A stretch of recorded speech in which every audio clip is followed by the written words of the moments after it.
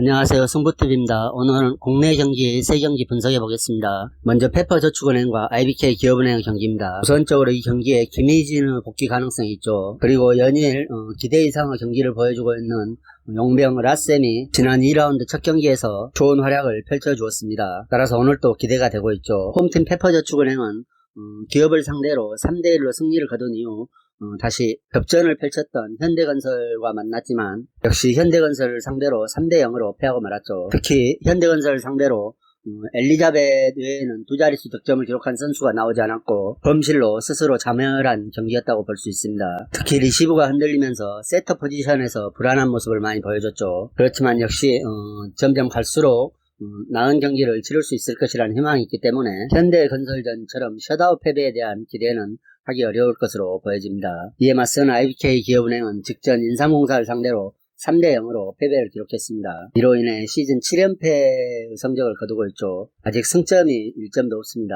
그렇지만 외국인 선수 라셈이 인삼공사를 상대로 18득점을 올려주면서 이전 경기들보다는 공격 성공률을 끌어올려 오늘 경기에서 기대를 하게끔 하고 있죠. 그리고 기업은행 입장에서는 오늘 경기마저 내준다면 상상하기도 힘들죠. 따라서 오늘은 기업 선수들이 뼈를 깎는 마음으로 경기에 임할 것으로 보여집니다. 물론 페퍼저축은행은 엘리자벳이 출중한 경기력을 선보이고 있지만 박경현과 윙스파이커들의 공격 성공률이 워낙에 낮기에 특히 후반으로 갈수록 거전하는 모습이 그려지죠. 반면 IBK는 김하경과 라셈의 합이 직전 경기에서 어느 정도 맞아가고 있는 모습이 보이고 김희준의 복귀도 기대할 만하기 때문에 이 경기는 원정팀 기업은행이 승리할 수 있을 것이라는 생각입니다. 그리고 오바도 좋아 보인다는 생각입니다. 다음 경기는 삼성화재와 OK저축은행의 경기입니다. 홈팀 삼성생명이 직전 경기에서 라이벌 현대캐피탈을 완파하고 4승을 기록했죠. 특히 정성규가 중계 내내 해설자의 입에 오르내리면서 인생 경기를 치러졌기 때문에 삼성화재가 가볍게 승리할 수 있었습니다. 공격 성공률 무려 70%, 16득점, 그리고 서베이스가 매우 인상적이었죠. 정성규뿐만 아니라 러셀 또한 서베이스 5개를 포함해 트리플 크라운을 기록하면서 상대 리시브 라인을 흔들어 대적이 되지 않는 게임을 치렀습니다. 그 기운이 오늘까지도 충분히 전해질 수 있으리라는 생각입니다. 반면 OK는 이번 시즌 홈에서 한 번도 패배를 하지 않고 있다가 직전 경기 한전을 상대로 홈에서 첫 패배를 기록합니다. 특히 범실로 자멸했다고 해도 과언은 아니겠죠. 특히 리시브에서도 매우 불안한 면을 드러냈습니다. 조재성이 상대 목적타 서브를 견디지 못하고 3세트 이후에는 박승수와 교체되어서 물러났죠. 물론 레오는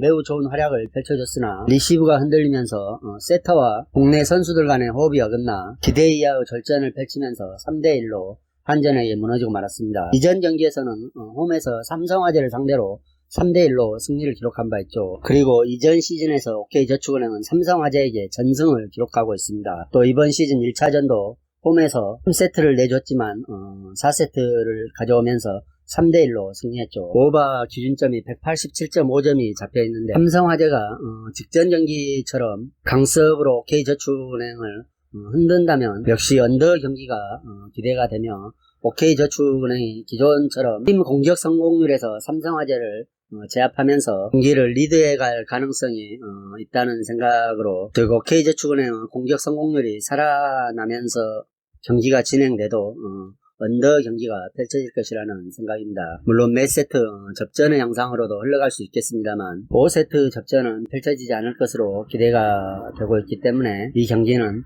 언더를 선택해 보겠습니다. 또 OK가 직전 경기에서 너무 많은 서브 범실을 범했기 때문에 오늘 어느 정도 각성을 하고 나오겠죠. 반면 삼성은 황경민 세터 기복 있는 플레이가 꾸준함을 기대하기는 다소 무리가 있다는 생각입니다. 따라서 이 경기는 언더가 가장 좋아 보인다는 생각입니다. 다음 경기는 남자농구 울산 모비스와 부산 KT의 경기입니다. 수원 KT죠. KT는 직전 경기에서 허운이 복귀했습니다. 복귀하자마자 에이스 면모를 여실히 보여줬죠. 홈팀 모비스도 최근 페이스가 좋습니다.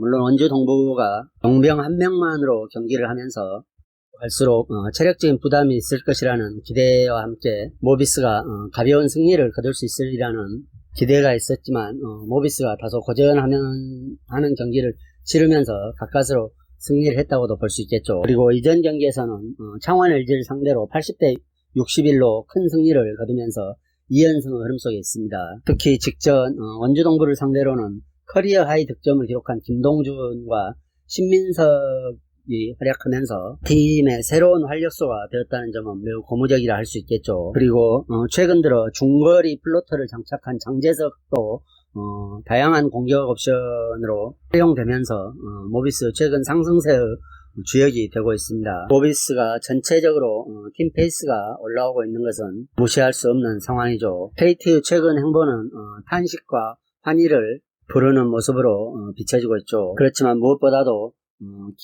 허운이 복귀했다는 점은 천군만마를 얻은 것이나 다름이 없을 것이라는 생각입니다. 직전 창원 LG전에서 허운이 22분을 소화하면서 20득점, 3개의 어시스트를 기록하며 역시 에이스 면모를 보여줬고, 허운이 복귀하면서 리딩에 대한 부담이 줄어든 김동욱 또한 공격력이 배가 되었죠. 15득점을 기록했습니다. 그리고 마이어스 또한 적극적인 골 및 공격을 통해 용병 싸움에서 좋은 활약을 펼쳐주어 KT가 승리할 수 있었던 경기였습니다. 이전 경기에서는 원주동부를 상대로 3점슛 난사가 게임을 말아먹는 결과를 가져왔죠. 53대 67로 아마추어 경기를 보는 것 같은 분위기의 경기였습니다. 직전 경기에 창원 LG를 잡아냄으로써 빠르게 분위기 전환을 할 수 있었다는 생각입니다. 그리고 허운의 합류 효과가 오늘 경기에서 좀 더 두드러지지 않을까 하는 생각입니다. 훨씬 더 매끄러운 공격과 수비력인 측면에서도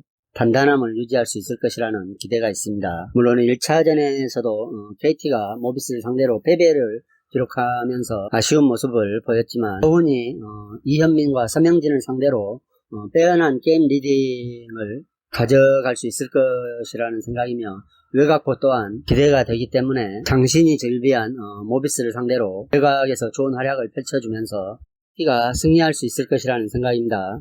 최근 퐁당퐁당 흐름을 타고 있는 게 조금 우려되긴 하지만 이 경기는 원정팀 KT가 무난히 승리할 수 있을 것이라는 생각입니다.